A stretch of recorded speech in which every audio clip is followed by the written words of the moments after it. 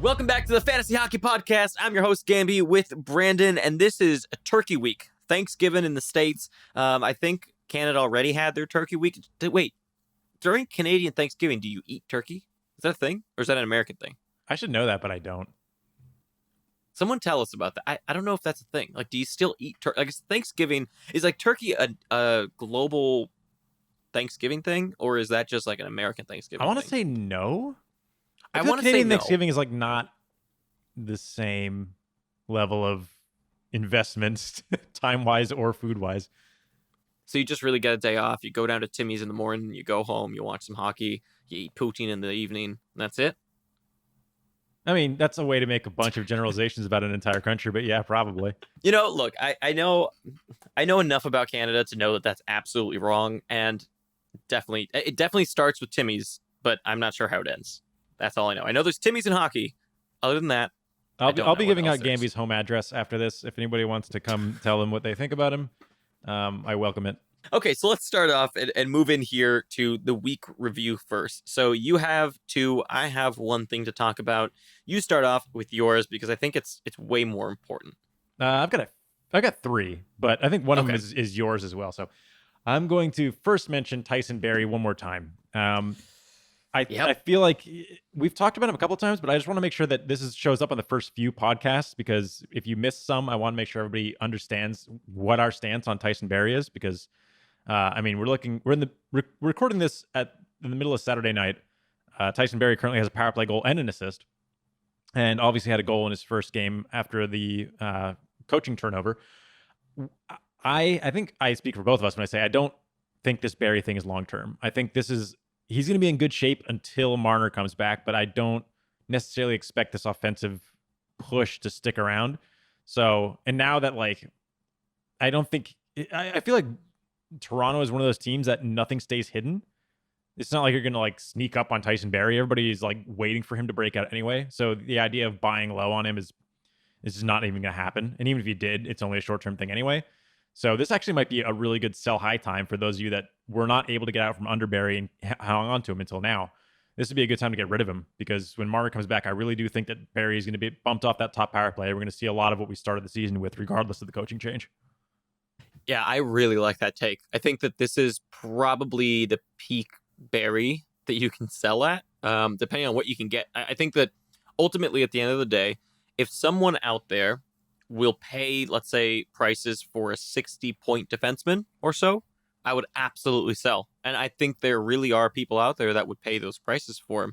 I think a good example is, would you do Tyson Barrie for Shea Weber? Who would you rather have for? Oh my God, Weber. Exactly. By a margin. But I think you could definitely discuss some kind of trade around Weber in a swap for Tyson Barrie that includes him, maybe two whatever forwards, and you can swap Tyson Barrie and Weber as well. But that's what I'm saying. I think you can get a more consistent defenseman for Tyson Barrie at this point. But I really like that take. An interesting idea with Barrie would actually be to trade for Nylander, which is I'm trying to find a like value trade here. Same team, but the thing is, I think Nylander is actually going to keep that position. I feel like Nylander is the reason, well, at least a good part of the reason that he wasn't able to find a good value is not being able to play on the same power play as his line mates. And I think that with Sheldon Keefe at the head here, we are going to see that happen. And because of that, I think we're going to see more value out of Nylander than we will out of Barrie, and more value out of Nylander than we have in the past. And this is coming from a veteran Nylander hater right here. So I would be the last person to advocate going for Nylander, but I do like his deployment now. Yeah, I agree. And I think that the thing with Barrie is, I can't state this enough, I think, like you said, is that right now you cannot assume that Barrie keeps that spot. I think right now you have to assume that Marner is going to take that spot. And that Riley would be the one to stay up there. Yeah. Yeah. And Keefe is a smart guy. And all the statistics, all the research that is done on this has been done on 2 defenseman power plays. It's not worth it. It actually decreases the efficiency of your power play.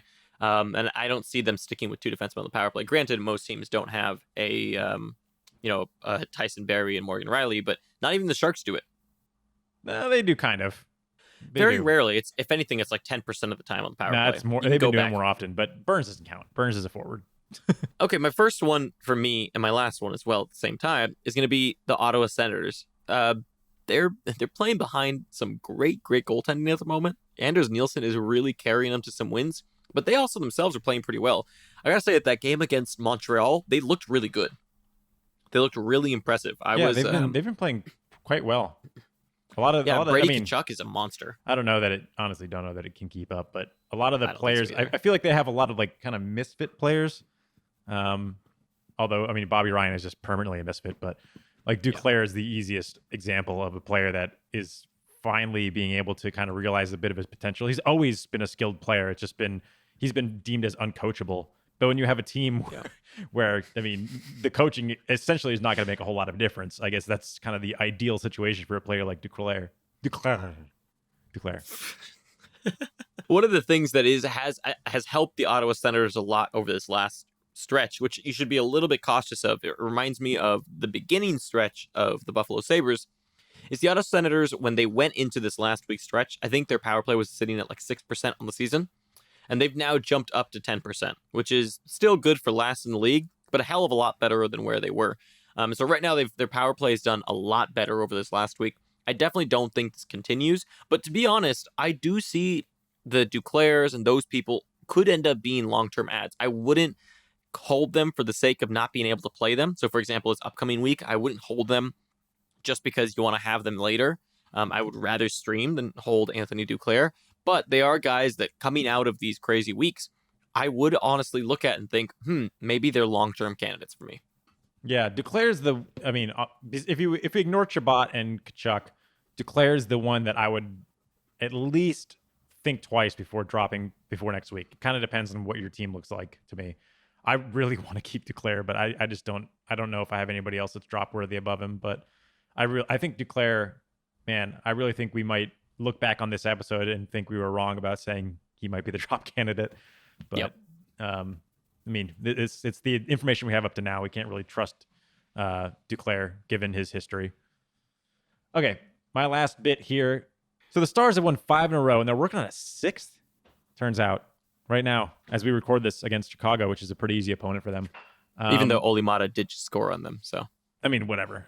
That's a weird one, but yeah, I thought I'm sure a lot of you listening, I was pretty against the idea of Montgomery still running this team. I still don't know how I feel about it, but it seems like whatever is happening right now is working. Although I would be very mad as a Sagan owner, considering he's not getting nearly as much power play time at this point. But it is what it is. They're winning games, so real life good, fantasy kind of good for Bishop, good for Ben, sorta.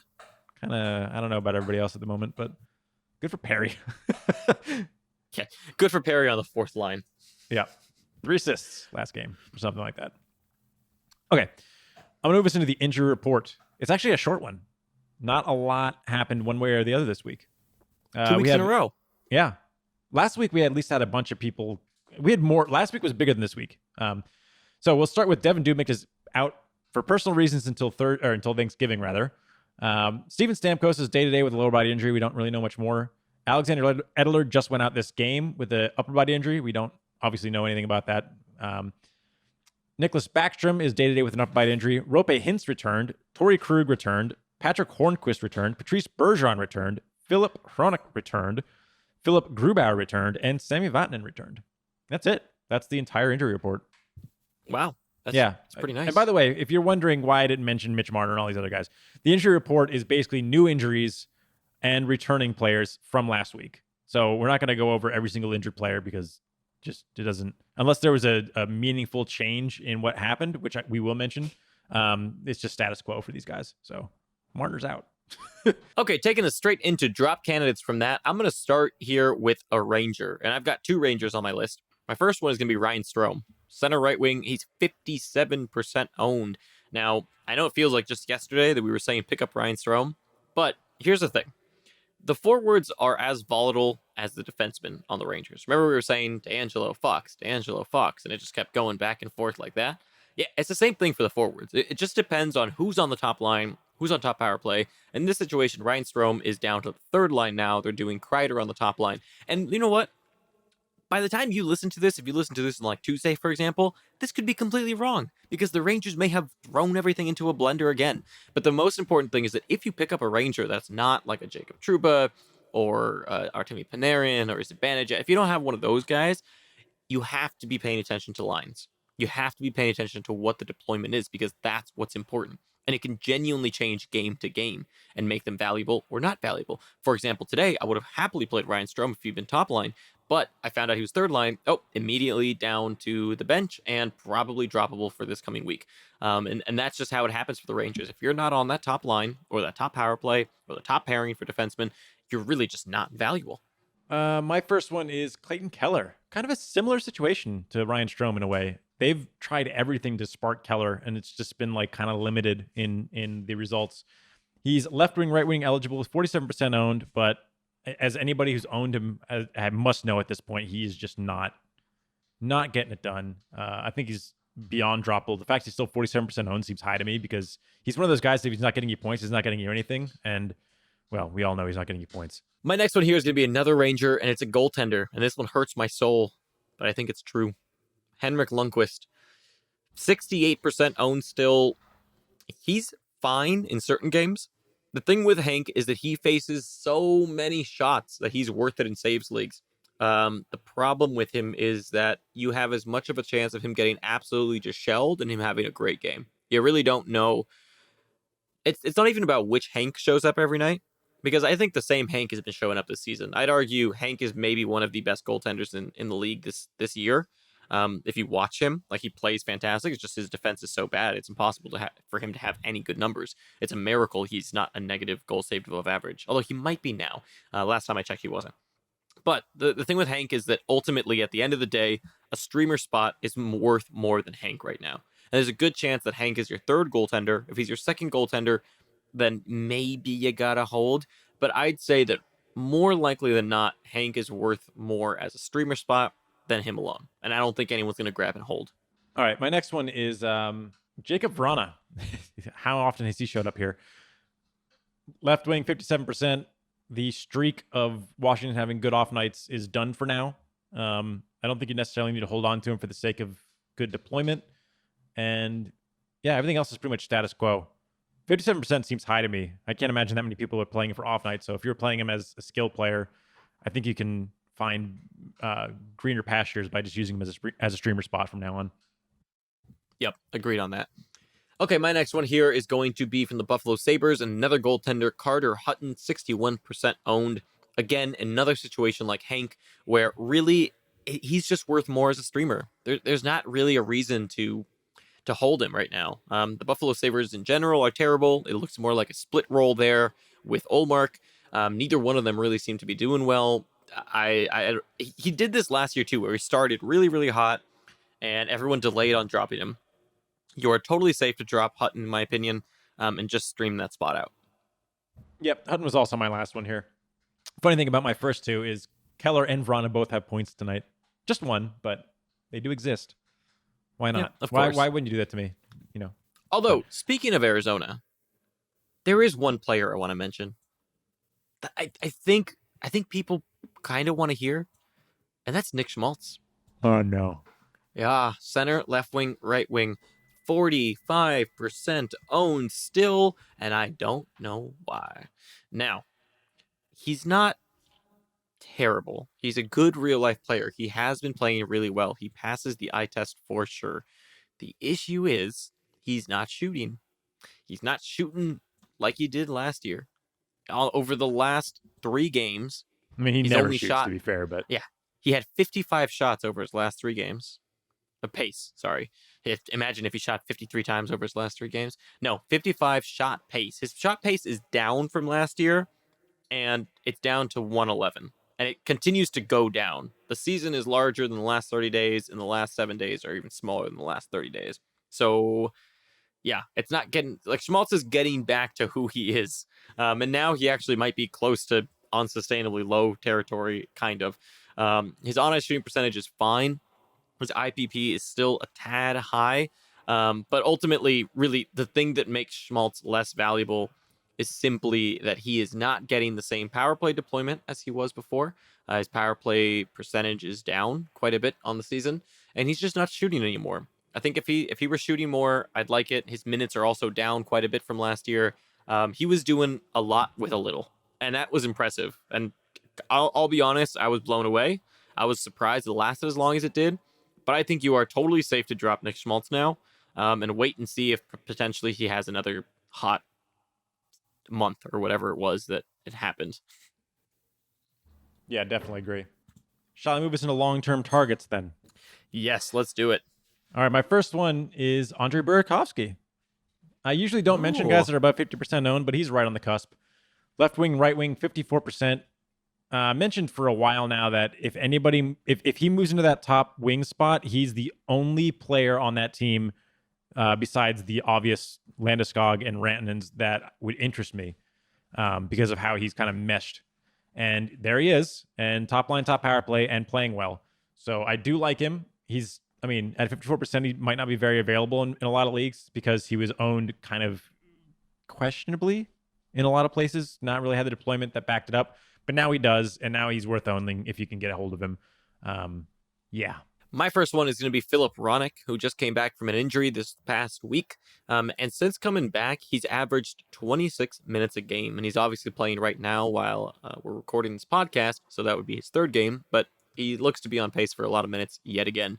One of the things I like the most is that his shots are up like crazy. Over the last 2 games while recording this, he's on a 205 shot pace, which is fantastic, up a ton from last year. Already on the whole season, he's up 40% from last year. His point pace looks pretty solid on the season at 48. Admittedly, these last few games, let's say the last 12 games, which are 30 days, his point pace is a little bit over-indexed just because his shooting percentage is too high at 14.8. But his IPP is a little bit down, so I'd expect him to get a few more assists and less goals over the rest of the season. But I could definitely see him being a 50-point defenseman if this continues, where he's just put into good situations. And if his minutes continue to go up, I think just by nature of his minutes going up, we could see a 50-point defenseman from Philip Ronick. At least for that pace anyway. At least for that pace. I don't know if he actually maybe hits not the 50 very number, but yeah. All right, my next one is an Islander, which is fun. Isn't it fun? The weirder, more fun I have thing Islanders too. Is it's Derek Brassard? Like, how did this happen? How did this happen? Okay, hold on. That is not the Islander I had. Yeah, I'm sure you had like Nelson or something or Polak, but Derek Brassard has center, left wing, right wing eligibility. He's 24% owned. He's playing on a pretty strong second line right now and top power play, and has been playing well and plays good minutes. I know that the fact that Derek Brassard is back in the fantasy scene is like hilarious, but I can't really argue what I'm seeing right now. He's playing pretty well on the wing for the Islanders. You buy his shooting percentage. I don't buy his shooting percentage. I buy his deployment, and I buy his line buy mates. his on ice. I don't buy a 22% shooting over the last 30 days and 17% on ice shooting percentage. That sounds like Nick Schmaltz all over again, just on the Islanders. So you like him more. He shoots a lot compared to Nick Schmaltz. It's not even the same. Yeah. At least he shoots more, but I wouldn't expect these points to continue. I don't expect the points to continue either. I just think he's a target. I think he's somebody that can be added. I don't think he's going to get 2 points a game, which he's been doing for the last 3-4 games. I just think he's a guy that, especially considering how much he hits, like he's worth owning. This is not Nick Schmaltz. Nick Schmaltz is a guy who gets points sometimes with nothing else. This is a guy who gets a bunch of peripherals and gets points sometimes. I'm just glad I got you rattled by calling one of your Islander players Nick Schmaltz. Good Lord.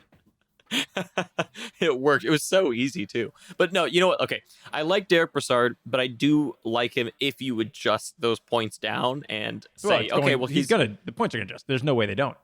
Yeah, exactly. Yes. But I'm saying, if 8 points in his last 4 games. Adjust down and expect a little bit of a regression, and he's still probably worth it, even in that situation. I expect somewhere between a 55 to 60 point pace, which is less than half of what he's doing right now. So there's a lot of room for him to still be valuable. Yeah. For me, I'm gonna have 2 Islanders there, and I'm actually gonna say Brock Nelson, Anthony Beauvillier. Brock Nelson they're both center. The other line mates. Yeah, the other line mates. Brock Nelson is 42% owned. Anthony Beauvillier is a less 17% owned. So Beauvillier is more likely going to be available in your league than Brock Nelson. And I think I like them both sort of equally. But Beauvillier is pretty sustainable at the moment, to be honest. I actually like what he's doing. Of all the people, like if you look at Brock Nelson and Derek Brassard as well, like this the numbers for Beauvillier feel more in line than those of Brock Nelson or Derek Brassard. They're all a little bit insane, but Beauvillier's are a little bit more in line. And Beauvillier's seen a huge increase. I mean, also, Brock Nelson, you can't ignore his shot pace, which is insane. It's up 36%. He's just doing so much with what they've given him and running with it. And the same can be said for Beauvillier. They've both taken a huge step forward. And I don't know. I think the tough thing here, and this is something that a lot of people... Who? Derek Brassard. No! Leave him where he went. You already talked about him. This is Beauvillier and Brock Nelson's time. How dare you steal their spotlight? We like the whole line, turns out. Yeah, I mean, plus, okay, it's here's that line and Barzell that is the top power play unit. Yeah, that's what I like the most is the power play opportunities. The thing with the Isles, though, that I will say is that it's gonna be tough to fit them in as streamers. Yeah, that's the hard thing. They don't have many off nights, and so that's where the conundrum comes of picking up a Brock Nelson or Anthony Beauvillier. I can advocate very strongly that I think that the long-term ads, especially with the way that the Isles are playing right now. The thing is, you're going to have to make the hard decision of whether they're worth somebody who's currently constantly being put in on heavy slates. And if they're not, then you probably don't want to pick them up. And you'd rather just stream someone who's going to get you the off nights. Yep. All right. Well, my last one is Anthony Duclair. Oh, I love it. Oh, of course. Left This is wing, the right third wing. time he's been on this list this season. 16%. I mean, he keeps being on this because he continues to have low ownership for whatever reason. But the anti-Charlie McAvoy. I know. So this reminds me of Dadanov back when he first joined the league, where he just kept playing well and nobody cared. Very strange. Anyway, Duclair, there he is. Still there. He's good. Still doing stuff. Good hockey player. Still probably the second best winger on that team. Second best forward on that team, possibly, actually. Crazy. I mean, who else would you put ahead of him? You're probably right. You're probably right, honestly. Yeah. I don't know. Nikita Zaitsev? He's not a forward. My last one, now that you talked about your sweetheart in Anthony Duclair, is Brian Rust, left wing, right wing, 32% owned on the Pens. I love his deployment right now, and it seems like it's not going to change anytime soon with Crosby out. And so I'm absolutely a Rust holder long term if this continues. I mean, his point pace right now on the season is an 89 point pace. His shooting percentage is insane at 22%. That will not continue. His on-ice shooting percentage is 18%. Not going to continue. But you know what? While this is happening, you might as well pick him up and bask in it. Yeah, why not? Okay, now let's move into the week preview. So I'm going to start first with teams with 4 or more games, and there are a ton. The bad news of that is that most of them play on heavy days. There aren't that many off nights. So while it's good that there's a lot of teams with 4 games, there's a low chance you're actually being able to take advantage of a lot of them. So the teams with 4 or more games, well, just 4 games, are going to be Montreal, Boston, Dallas, Minnesota, Vancouver, Tampa Bay, Los Angeles, Ottawa, Pittsburgh, San Jose, St. Louis, Buffalo, Columbus, Nashville, New York Rangers, and the Philadelphia Flyers. Whew, take a breath there. Teams with 2 or less games, and this is going to be a team with only 2 games. There's only one, and that's Florida. So rejoice, Bobrovsky owners. You've been given a Thanksgiving gift, and that is no Bobrovsky games. So that means you're not going to get negatives like I am. He has a chance to recover, think about the sins that he has committed, and start to work back towards second best fantasy goalie. I still believe. Mm-hmm. Teams that play 2 or more off nights are going to be Montreal, who has 3 off nights. Boston has 2. Dallas has 2. Minnesota has 2. And the Devils have 2 off nights. So be sure to use also the off nights tool to maximize your own starts. And you can kind of filter out what days you do or do not have room, and it'll give you a score based on that for who has the best schedule for you. Let's move into short-term targets now. My first one here, I know Brand's not going to agree with me, and I kind of agree that there's better, but I feel like I have to say him after what happened on Start Saturdays, and that's Philip Deneau.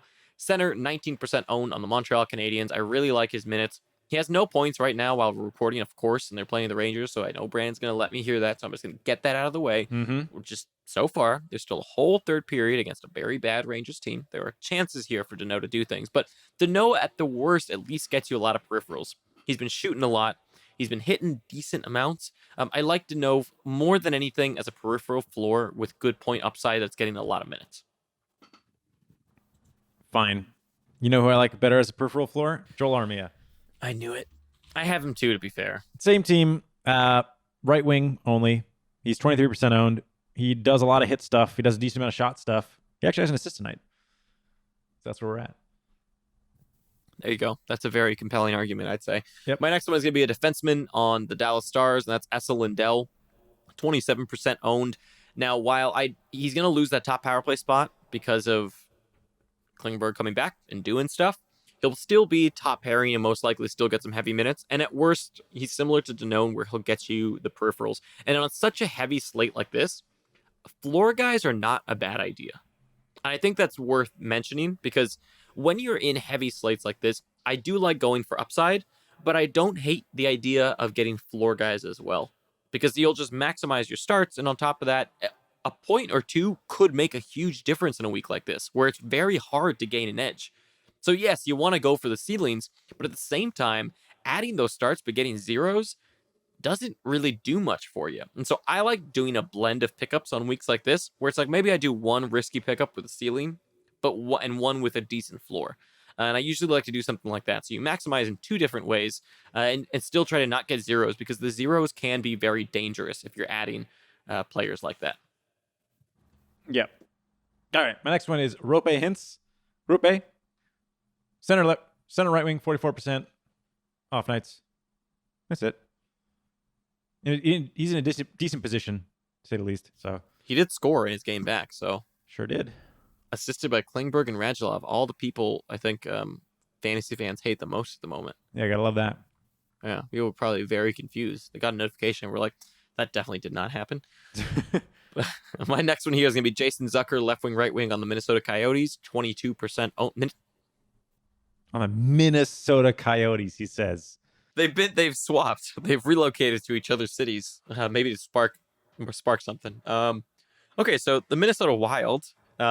You could argue the Coyotes are wild, so that totally makes sense. You can see where my brain was going there. Stop. So Jason Zucker's been playing better as of late, getting some shots. I don't love it, but of all the guys that you take a look at on Minnesota, he's probably the one I like the most, where I'd feel pretty comfortable picking him up for multiple games and hoping for the best. Well, another one on the Minnesota Coyotes. Another one on the Wild, actually. I like Zach Parise, left wing, 50%. Been playing pretty decent lately, other than like the last two games. Didn't get a point in, but beyond that, he's been playing pretty well. So at 15%, and he actually gets some blocks. So if you're in a blocks league, I think he has a little bit of extra bonus too. 50% pretty widely available for a guy that could be pretty effective next week. My next one is Ben Chiarot, defenseman, 10% owned on the Montreal Canadiens. Not the best option. Again, like I think that this week is a tough one because there's obvious good ones, right? Like Petrie is a great option. Domi is a good option. Suzuki is actually kind of interesting too, but you have all these guys that are pretty highly owned. So you look at the Montreal Canadiens, a lot of guys are highly owned. You look at Boston, who also has off nights, a lot of highly owned people. Dallas, a lot of highly owned people. Minnesota, well, there's just not a lot of people to choose from. So there's the Devils, I guess, in the same situation. So really what you got to do is you got to look at the guys who have the best opportunities. And Chiarot is playing on the top pairing and getting decent minutes game to game, getting decent peripherals as well, playing with Weber. And Montreal's actually been really good at 5-on-5. And so if there's a defenseman I would want to bet on 5-on-5, the two would be the one that I recommended in Esa Lindell and Ben Chiarot. Yeah, I'd agree with that. All right, I've got two more. First one is David Krejci, standing at 30%. Boston has the off nights. Yeah, and I like Krejci a lot. He doesn't have top power play, but beyond that, he's a pretty good player in his own right. He's one of the few players that I mentioned being not a top power play guy that I think is still worth it for points. And then lastly here, I actually think I will mention Nick Suzuki. Center right wing, 6%. Been really hot lately. 6%, super low ownership. A good week to try to take advantage of and might be able to hold him longer term after that. And I really like his deployment right now in that second line with Domi and Lehkonen. Yeah. Okay, and there you go. That is your Turkey special week preview. The week is going to be interesting. There's going to be some live streams. to help you set lines on the really heavy days. So pay attention to those on our Twitter and our YouTube channel. We'll be doing an Unsustainable Wednesday like always, and if you haven't caught them yet either, if you prefer to watch them on YouTube, you now can see our face, and there's talking points next to us so you can follow along a little bit better. And we're not going to do a weekend preview this week, simply because there's not really a lot. It's literally just Sunday. So what we're instead going to do is we're going to do live streams on Friday and Saturday. So the heavy slates, we'll do some live streams there, and we'll be able to talk hockey. And then we'll also do a little bit of a special 15-minute episode that we'll put out of just suggestions for the weekend. And maybe we'll do 10 takes as well. Potentially just do 10 takes and well, wait, that's an episode. That is an episode. Okay, so we'll probably just do suggestions and give you suggestions on who we'd pick up on Sunday. Because it'll just be suggestions, we may be able to go a little bit deeper than we normally do with them. And other than that, thank you. Have a great week. Also, someone please let me know if Canadians eat turkey on Thanksgiving, and we'll catch you next time. Yep. Thanks for listening.